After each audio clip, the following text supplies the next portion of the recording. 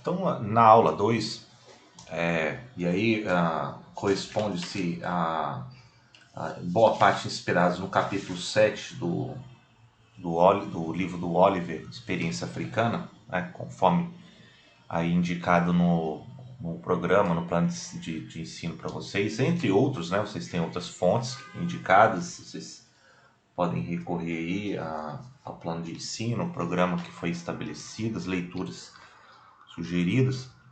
A gente vai analisar então a entrada as religiões, as chamadas religiões monoteístas no continente africano. Então a gente tem mais ou menos aí um período do primeiro milênio antes de Cristo e a entrada, o contato com as comunidades judaicas do sudoeste asiático e o norte oriental do continente africano, entendendo que há uma barreira aí, primeiro da atuação dessas comunidades na latitude 10 norte, que você estabelece quase que um limite do deserto com a floresta já um pouco ao sul, que a mosca de tsetse impede a entrada do gado de transporte, isso impossibilita também a entrada de comerciantes, de comunidades de fora, né, como queira, ao sul dessa latitude 10 norte para o sul. Mas a parte norte, existem as questões da aridez do saariana, mas a parte norte, virado para o Mediterrâneo, a parte mais da região nilótica, a região do Planalto Etíope, a proximidade do Mar Vermelho com a Península Arábica e a costa oriental africana, ela recebe comunidades vindos do sudoeste asiático, que é onde prospera, né? Inicia-se essa irradiação de judeus, de cristãos e depois de muçulmanos.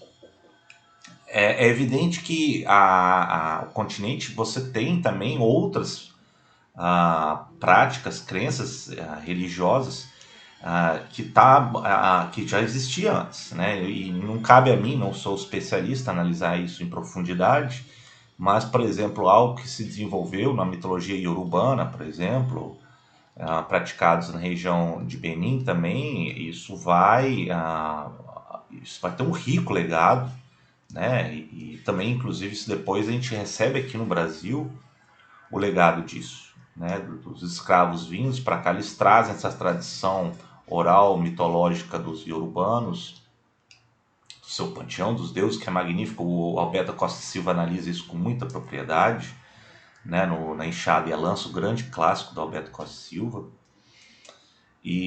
Mas não cabe a mim analisar aqui como um primeiro momento. Fica aí, claro, a leitura, a sugestão, mas eu estou aqui mais para analisar a entrada dessas três grandes sistemas religiosos monoteístas que vai adquirir características próprias no continente africano.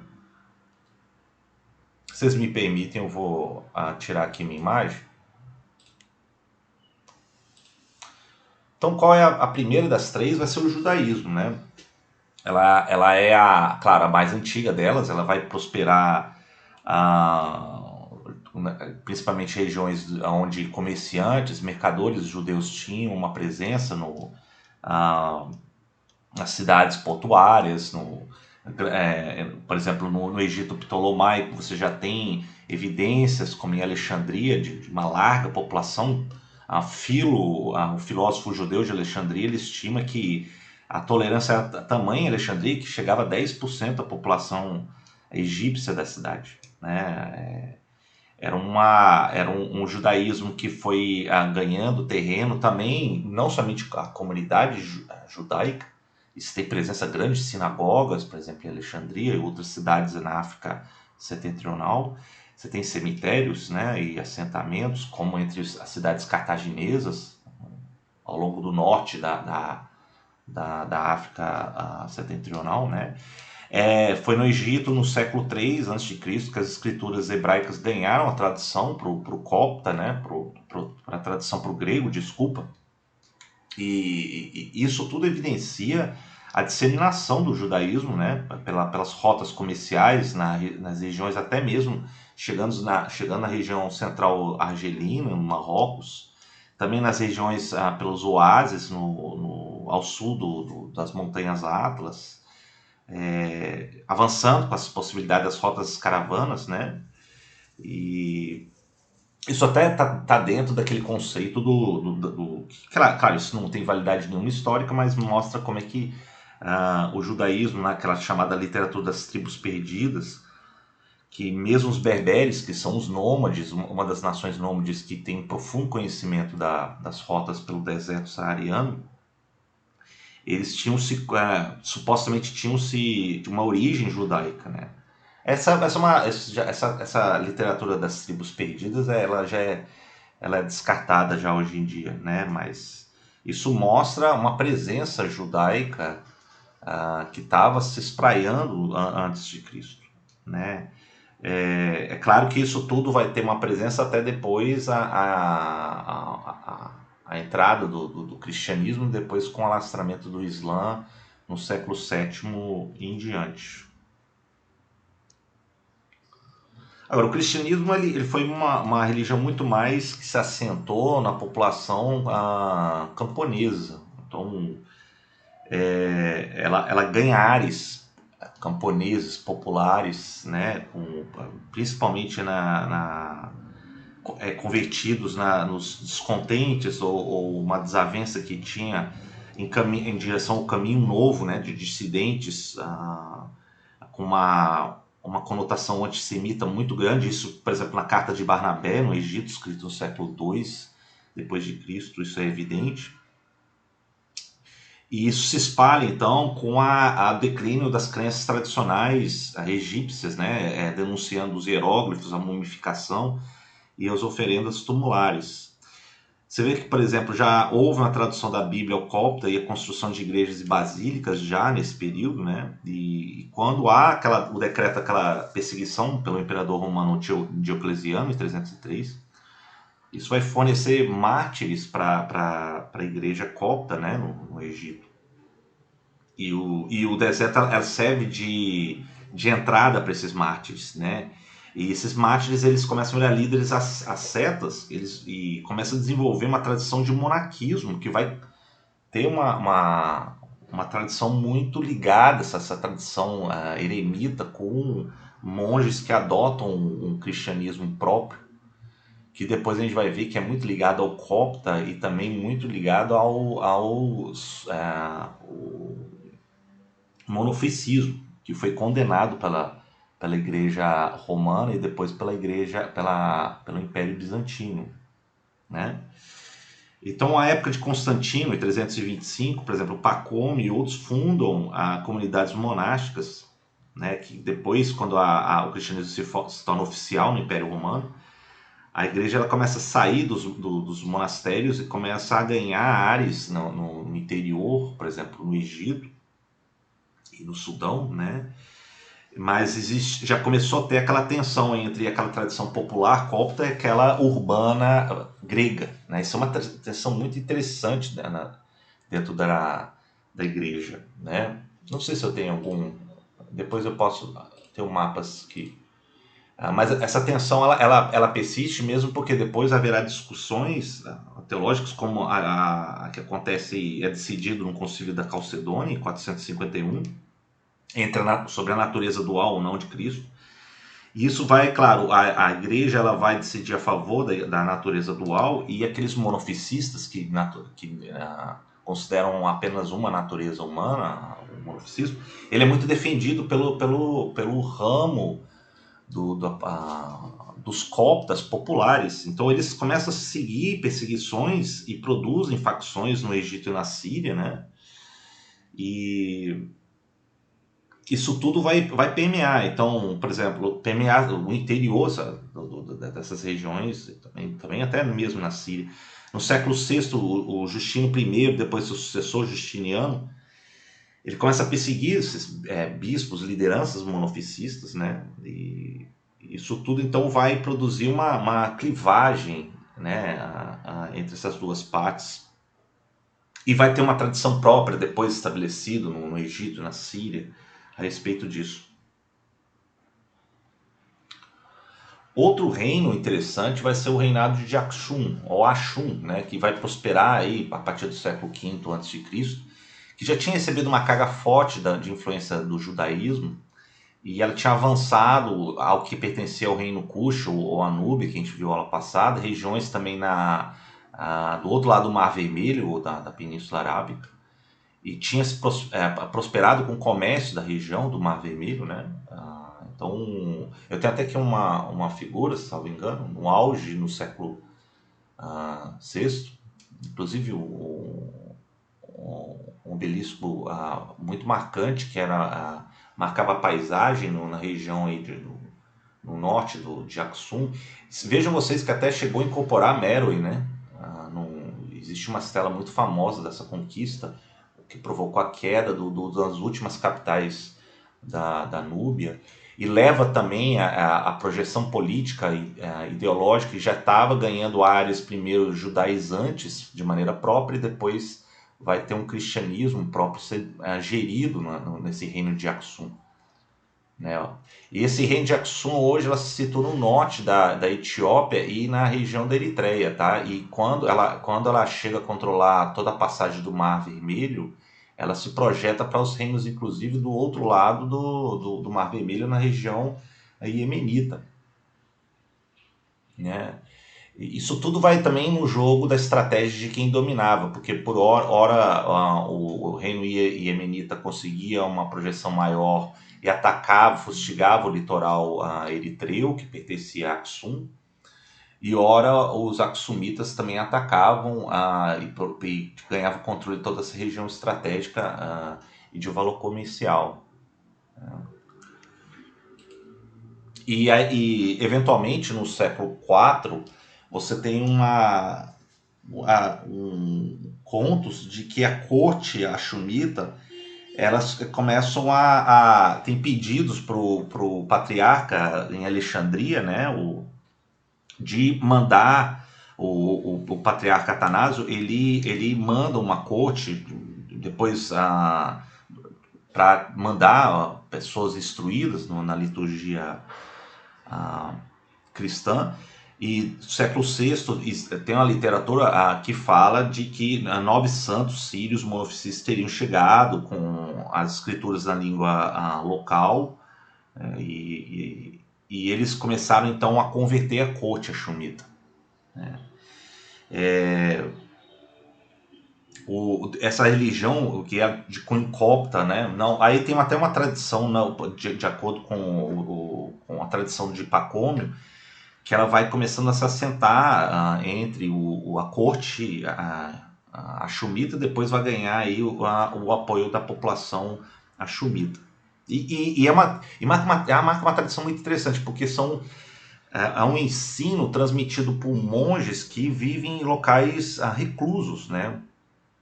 E esses locais, mosteiros retirados, viram centrais da fé, né? Então a igreja axumita, depois etíope, ela tem esse ar muito de valorização dos mosteiros retirados em cavernas, né, em regiões ermas no interior, assim como no Egito e na Síria tinha com relação à tradição monofisista, né? E também na Núbia, né? Esqueci de falar aqui, na Núbia você teve expansão do cristianismo, né? Monofisista ou não, né? Depois ela vai ganhar o monofisismo, que vai se espraiar em 3 reinos, que vai ser o de Nubácia, Macurra e Aloa.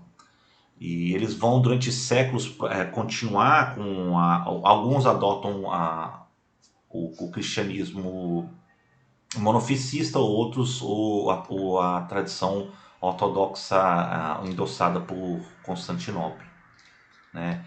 E é interessante porque eles vão perdurar alguns séculos até chegarem a um ponto que eles começam a serem gradativamente convertidos, ou se não, existe até um pacto, né, que a palavra pacto vem até disso, de que os muçulmanos do norte e do litoral, eles não deixariam esses reinos cristãos núbios em paz, em troca de comércio, fornecimento de produtos de escravos para a demanda muçulmana.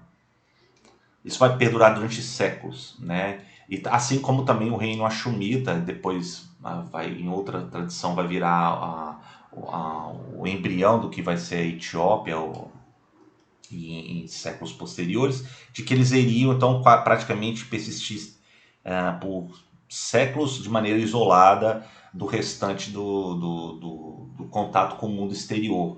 Praticamente por quê? Porque o litoral, a partir do século IX, X em diante, o litoral eritreu, toda a região do Chifre da África e também a costa oriental africana, elas vão ser dominadas por mercadores, navegadores muçulmanos. E a região, acesso ao norte do Nilo, depois do que vai ser a região mais do Egito, ela vai ter também califados próprios muçulmanos. Então essa região Axumita e região Núbia, eles ficam séculos gerindo o cristianismo próprio. Isso explica muito porque, por exemplo, na Etiópia você tem hoje uma tradição completamente independente de um cristianismo que tinha incorporado elementos do judaísmo antigo, depois com a tradição copta, e eles então vão desenvolver, e isso vai ser até um dos pilares da identidade etíope, o que essa tradição cristã copta, que depois vai digerir tudo isso num sistema próprio etíope. Agora, o Islã ele começa a vir com primeiro com largo avanço na época do Califado Omida, então, quando ele transfere, se estabelece em Damasco e depois com uma série de lideranças brilhantes entre os árabes, eles organizam expedições que não necessariamente são na base da espada, tá? Na verdade, a grande expansão vai se dar por uma negociação e uma certa tolerância com relação a mercadores e lideranças locais, né? Mas ainda é uma fase inicial oral, né, rápida, que a gente fala que é uma religião, a parte da religião divina, a religião de Deus, de Dinalá, e eles começam então a se expandir espetacularmente, onde não havia ainda uma hegemonia claramente estabelecida, né? Então são militares, são depois funcionários que cedo aderem, trazem os ensinamentos, primeiro tradição oral do Islã para a região egípcia, isso chega em 639. Depois todas as regiões norte do continente africano também tem uma sucumbe o Islã. Isso aqui são regiões dos berberes que tinham também, muitos tinham adotado um cristianismo, né, e judaísmo. Depois eles começam a fugir para o outro lado do Mediterrâneo com o avanço do Islã, quando não se convertem, né. Também quando tinha a entrada dos vândalos, que eram adeptos do arianismo, eles começam a perseguir e converter outras comunidades que depois vão ser aí ou convertidos ou expulsos pelos árabes, pelos muçulmanos, começam a avançar a partir do século em diante. E é uma das expansões mais extraordinárias na história humana, né, no recente humana. Mesmo porque a expansão ela se dá questões muito rápidas e envolve no século VII e VIII a conversão de muitos mercadores berberes, né, do deserto. Elas ocupam as cidades do que restava das dominações bizantinas que caem na expansão do Islã no século VII e VIII, né? Então esse é um primeiro momento de expansão. E aí você tem até a questão do primeiro, a adoção entre as lideranças políticas, que tem uma série de privilégios quando o Islã chega. Depois você tem casamentos, alianças com comunidades locais. Então o Islã começa a se espraiar numa elite beneficiada aí pela dominação islâmica, muito rápida, né? E existe até o conceito da conversão de infiéis. Isso excluía os povos dos livros, né? Considerados os povos dos livros, que eram os judeus ou os cristãos, né? Você vê, por exemplo, até hoje, a grande quantidade de cristãos coptas que existe até os dias de hoje no Egito, né? Mas uma segunda leva que vem vai ser depois com a leva das tradições escritas, da codificação dos ensinamentos árabes, né, na norma culta do árabe depois no século VIII. E muitos desses carregam já eram funcionários letrados, persas, gregos que as, tinham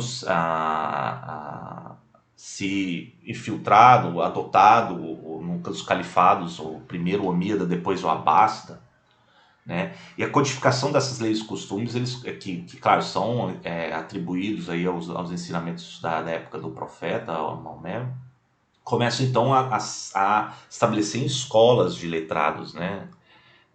E essas escolas, algumas delas, a mais famosa, vai ser o primeiro com o Shafi, né? O Shafi primeiro, o que vai depois estar da tradição Shafiita, depois o Hanafi vai ter uma larga aceitação aqui na região egípcia, mas o que nos interessa vai ser principalmente a tradição de Malik, que estuda em Cairoan, uma das escolas também de ensino de lei islâmica, hoje na Tunísia, e essa tradição da escola Malik que vai permear praticamente toda a conversão na parte norte africana diante do Islã, né?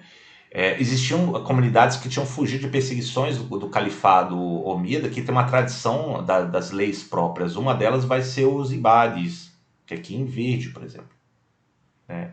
E os ibades, eles não tinham nenhuma ligação com o sunismo, eles foram e nem mesmo um pouco com o xiismo, eles tinham uma tradição completamente própria, né, como os kharigitas, e depois eles gradualmente começam a persistir apenas em bolsões no interior, né? Mas estamos falando aqui de um espraiamento grande de uma escola até mais tolerante com relação às doutrinas xafiitas, que vai ser os maliquitas. E é interessante que os maliquitas que começam depois a ganhar convertidos entre os muçulmanos, mercadores, nas regiões um pouco mais aí ao sul, na África Ocidental, como na época do Reino de Gana, que a gente vai ver. Entre os soninquês, aqui no século VIII, IX depois de Cristo, né? Depois com a ascensão do Império Malinês, aqui toda centrados na África Ocidental, principalmente ao longo da curva do rio Níger, que é o grande rio Pereira, e nasce aqui na Guiné, faz a curva aqui em regiões já que dá acesso ao deserto saariano, e depois volta-se para o Golfo da Guiné, né? Esse rio que proporciona e aí prospera o reino de Gana, depois o Império Mali, né, no século XIV, e depois o Império de Songhai, no século XVI, eles prosperam nessa região e tinha presença muçulmana entre esses, como mercadores. Existia, por exemplo, em Djenedjeno, em Kombi Salé, Tombuctu, em Gal. Você tinha nessas cidades bairros de muçulmanos, cemitérios de muçulmanos, eles tinham a lei Sharia era obedecida entre comunidades muçulmanas nesses reinos, que esses reinos não tinham ligação primordial com o Islã. São os grandes reinos que florescem na África Ocidental antes da chegada dos europeus. E como é que eles prosperavam? Eles vendiam, por exemplo, o ouro que vinha do Planalto Guiné, tanto que um dos imperadores, o Mansa, do Império Malinês, no século XIII, atribui-se ao imperador, o líder maior do Império Malinês, o Mussa I, como um dos homens mais ricos na história da humanidade, né? Ele faz a peregrinação a Meca e atravessa o Cairo, e o relato disso é uma coisa assustadora. A caravana que ele traz, a quantidade de ouro, é uma coisa fabulosa. E esses reinos eles prosperam negociando ouro e também produtos da floresta, como o noz de cola, muito demandado nos mercados muçulmano, ao norte e também ao ocidente. E também o sal, que era muito negociado, muito valorizado no deserto saariano. Então você criava rotas aqui transsaarianas e também utilizando-se dessa curva do Níger, né? Então esses três reinos na África Ocidental, eles prosperam, ganham força com isso. E a ligação com o Islã é interessante, porque chega via mercadores, né, e eles se aliam aí a lideranças soninquês, ou malinês, ou songhai, desde o século X até o século XVI. Né? Então, o Islã ele começa a gradativamente tomar conta. Né? Ele se espalha para a região do Maghreb, que é a região da África setentrional, mais aí ao poente, né, do mundo islâmico. Também o nome em árabe significa isso, né, o Maghreb. E tinham convertido, por exemplo, a comunidade dos berberes, dos nômades beduínos. Também havia a primeira leva dos kharijitas, que são os ibadistas, que eu falei para vocês que tinham levado o Islã. Depois vão se estabelecer entre os mercadores, negociando escravos, cavalos que vinham da região demandados no sul da curva do rio Níger, e também com o mundo mediterrâneo europeu. E os escravos também são um ponto-chave, porque é ali que você tem um recrutamento de mão de obra, militar ou não, né? E isso é muito demandado no mundo islâmico. No califado Umíada, depois Abasta, por exemplo, depois haverá califados autônomos na região marroquina, né? E depois um califado fatímida que vai florescer. Os dois, nesse caso no Marrocos e até no Egito, são califados tão independentes que são xiitas. Né? E eles estabelecem poderio em cima do recrutamento de escravos, militares ou não. Então eles independem, eles começam a cortar a ligação cada vez mais com os califados ali no sudoeste asiático, tanto em torno de Damasco como em torno de Bagdá. Né? E isso é muito interessante, porque a gente está começando a lidar, a partir do século VIII em diante, com uma rede de tráfico não somente de produtos, como eu falei, como também de escravos. Né? E até uma família, uma das famílias de líderes ex-escravos, eles chegam inclusive a tomar o poder, né, no Egito, no período já mameluco. Então essa intensificação dessa rede de pessoas, de produtos na África setentrional, ele vai estabelecer uma rede de comércio, de ideias, de fluxo de pessoas que vão para Meca e para Medina a fazer peregrinação. Eles passam pelo Cairo, eles passam pelo Cairuã e outras cidades aí no eixo transsaariano, que vai começando a espalhar essa ideia, uma ideia universal do Islã. Né? Então você tem, por exemplo, estudiosos que estudam em Cairuã, ou estudam no Cairo, ou estudam em Bagdá, e eles, umas vezes eles vão para essas regiões mais afastadas na África setentrional, e eles trazem a tradição do estudo das letras na tradição maliquita, ou na tradição xafiita, e por assim vai. Isso tudo vai então cimentar uma unidade desse mundo islâmico. Né? Vai desenvolver em centros urbanos uma cultura cosmopolita. Isso, por exemplo, em Tombuctu, do Império Malinês, você tem já, entre outros, você tem mesquitas e bibliotecas até hoje de estudos islâmicos que estão presentes até os dias de hoje. Uma coleção magnífica, um dos tesouros da Unesco. Então é um cenário que depois, quando entra os europeus, a partir do século XVI, XVII em diante, eles vão lidar com esse cenário de uma rede muçulmana espraiada em toda essa região. Né? E os muçulmanos eles começam a entrar mais nas regiões mais além da orla mediterrânea e ao longo das rotas saarianas, né? Então você tem já uma presença no século X, XIV, por impérios como o de Borno e de Canem, aqui perto da região do Lago Chad. A elite começa a se converter ao Islã, como os Fubis, Al-Saz, aqui na região norte da Nigéria atual, né? Você tem árabes vindos também da região, vindos aqui de regiões mais orientais também, já marcando a presença do reino Borno Canem, na região do Lago Chad. Mas existe um outro vetor que vem começa a atuar na costa da Eritreia e isola cada vez mais o reino Hashemita, depois o reino da Abissínia ou Etíope. E via os mercadores, eles entendem, além do chifre da África, eles começam a estabelecer comunidades ao longo do litoral oriental, voltado para o Oceano Índico do continente africano. E esse ramo da África Oriental, ele vai estabelecer primeiro, é uma característica que eles estabelecem em ilhas ou portos, como a Pemba, como a Zanzibar, Kilma, entre outros, e vão ser esses mercadores que começam a produzir até uma língua que depois vai ter uma larga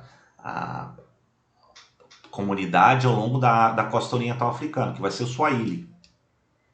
Mas era muito restrito ao litoral, porque a África Oriental, ela tem uma característica de você ter pouco acesso ao regime de Planalto aqui, o Grande Vale do Rift, que dificulta a entrada ao interior.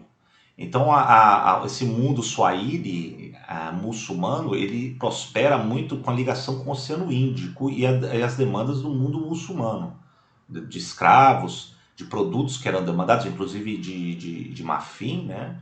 E também inseridos na possibilidade do regime de monções, que são ventos que por determinados meses do ano trazem vindo aqui os ventos aqui que possibilitariam para o sul da costa, e depois determinados regimes que levam de volta para o mundo arábico, para o mundo índico e em diante. Então, quando os portugueses chegam no século XV e XVI, eles se aproveitam do conhecimento náutico de árabes e muçulmanos para eles possibilitarem, quando conseguiram contornar aí o Cabo da Boa Esperança, eles conseguissem depois, com esse regime de monções, chegar na região do subcontinente indiano. Os árabes, os muçulmanos já conheciam isso há muito tempo. Ou seja, o Oceano Índico era uma região já muito fértil em comunicação entre indianos e árabes, suaílis, persas, até mesmo os indonésios lá no Sudeste Asiático que se aproveitavam, conheciam esse regime de monções. Tanto é que entre os povos que vinham de Java e mercadores, você tinha o primeiro estabelecimento de povos aqui na ilha de Madagascar, né? Você tem claras evidências desses povos que se estabeleceram nessa região. Por quê? Porque o regime de monções já era bem conhecido, né, muito antes do século XV. O Oceano Índico era um cenário de comércio muito intenso de produtos, de ideias, em toda essa região da orla do Oceano Índico. E é nesse sentido que o Swahili também prospera nessa região, né, na costa oriental africana. Eu tenho um desenho muito bem simplificado que a maioria depois hoje que se observa dessas três religiões monoteístas. É claro, eu não tratei aqui das outras religiões, tá? Como eu falei no início. E, por exemplo, você vê tem um Islã que ela vai predominar em boa parte aqui até a latitude 10, 9 norte, né? Porque é onde as comunidades muçulmanas tinham atuado comercialmente e ganhando aí as elites políticas. A região do Nilo, uma parte da Núbia que depois se converte, a costa etíope e o chifre da África, com os mercadores controlando aí o acesso no Mar Vermelho, né? E também a presença notável do Islã entre os Swahilis na costa oriental, né? As outras partes, elas não tinham uma presença tão grande do Islã, né? Somente no século XIX o cristianismo vai começar a adentrar essas regiões por missionários, o contato com os europeus. Claro, os portugueses tinham já entrado no século XVI, estabelecido alguns contatos em regiões costeiras da África Ocidental e África Atlântica, né? Você tem a entrada de descendentes de holandeses, de protestantes que depois vão trazer a crença protestante com os boers no século XVII em diante, e vão desenvolver comunidades isoladas aqui, bastante intolerantes, inclusive na África Meridional. Você tem a entrada de navegadores indonésios, que depois vai ter a presença do cristianismo no século XIX muito forte, mesclar essas tradições com os malgaches, né? E você vê, por exemplo, algumas ilhas como Comores, que você tem até a presença de mercadores indianos, hindus, que tem a sua presença, né? As outras ilhas no Índico, as Maldivas, etc., elas têm já uma tradição islã bem marcada. Então a África, nesse período, até que a gente considerou até mais ou menos o século XV, antes dos europeus começarem a navegar na costa, você tem um cenário muito rico e próspero da tradição islâmica, ela marca muito isso. E depois com a entrada tardia do cristianismo que vai propagar onde o Islã não tinha marcado. Agora, eu enfatizo mais uma vez, não tratei das outras religiões que vai permear todo o legado cultural africano. Talvez o mais notório seja a tradição iorubana, é uma tradição que se estabelece na região Benin e nigeriana atual. Você teve cidades-estados aqui na região, como Ifé, ela começa a criar impérios iorubanos e elas prosperam com a negociação com os reinos de Gana, de Mali, mais ao norte. Né? Então, em Gana, por exemplo, você vai ter o reino de Akan, que depois vai prosperar em séculos posteriores, de século X em diante. Você tem a presença do ouro aqui, né? Tanto que se chamava Costa do Ouro para os europeus antes do século XX, entre outros. Agora, uma característica que a gente observa é que aqui você tem uma situação florestal que dificulta a entrada, impediu a entrada maior de outros mercadores, né, vindos do sudoeste asiático, do mundo mediterrâneo, e também o Planalto aqui que impediu a entrada dos muçulmanos para o interior da África Oriental. E essa região aqui que é onde tinha espalhado muito rapidamente os povos que a gente fala da grande língua Banto. Né? Tanto que a unidade linguística observada dessa grande família da língua Banto, que tinha provavelmente originado dessa região aqui do Planalto dos Camarões, ela tinha se espalhado em toda essa região e rapidamente, chegando nas partes mais tardias na África meridional. E é uma região que ela vai prosperar, ela vai perdurar até praticamente aí, no século XIX, que aí você já tem um outro cenário com a entrada já interiorana de outros europeus, porque os primeiros foram os portugueses, depois haverá outros na costa com interesses escravistas, né? Na história africana. Então, na próxima aula, veremos já o período já de desdobramento da África sobre a questão do tráfico, do comércio escravista que vai marcar aí o continente africano. Tá bom? Então, até a próxima aula.